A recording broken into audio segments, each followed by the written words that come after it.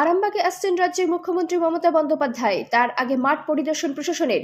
জানা গেছে, আরামবাগ লোকসভা কেন্দ্রের তৃণমূল প্রার্থী মিতালি বাগের সমর্থনে সভা করতে আসছেন 8ই মে মুখ্যমন্ত্রী মমতা বন্দ্যোপাধ্যায়।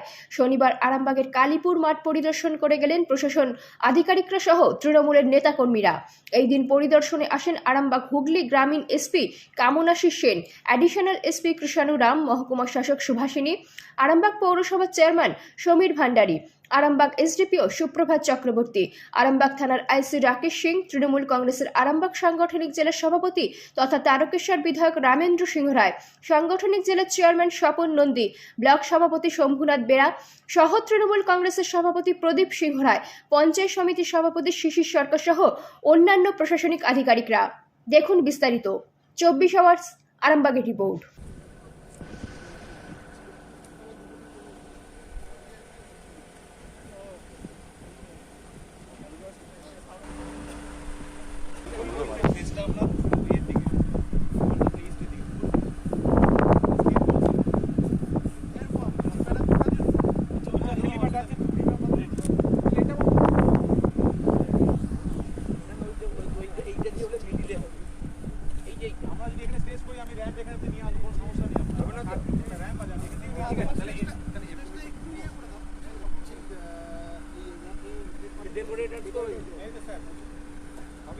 ওই কোনাকুনি বলছেন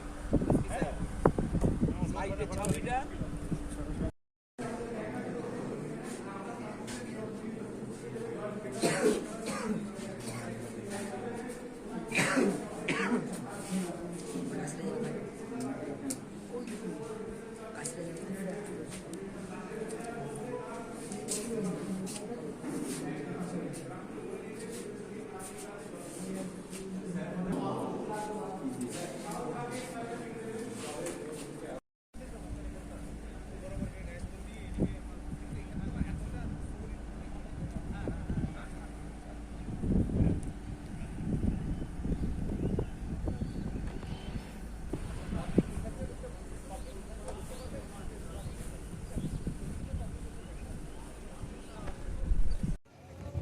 তাই আজকে এএসএল টিম এসেছিল, মাঠ পরিদর্শন করলেন এবং হেলিপ্যাড করলেন। যেটুকু ডেকোরেটার্সের কাজ আছে সবটা আলোচনা হলো, পিডব্লিউডির সাথে ইলেকট্রিক, পুলিশ প্রশাসন সকলের সাথে হলো, যাতে দ্রুত 7 তারিখের মধ্যে এটা কমপ্লিট হয়ে যায়, সেই একটা বৈঠক হবে।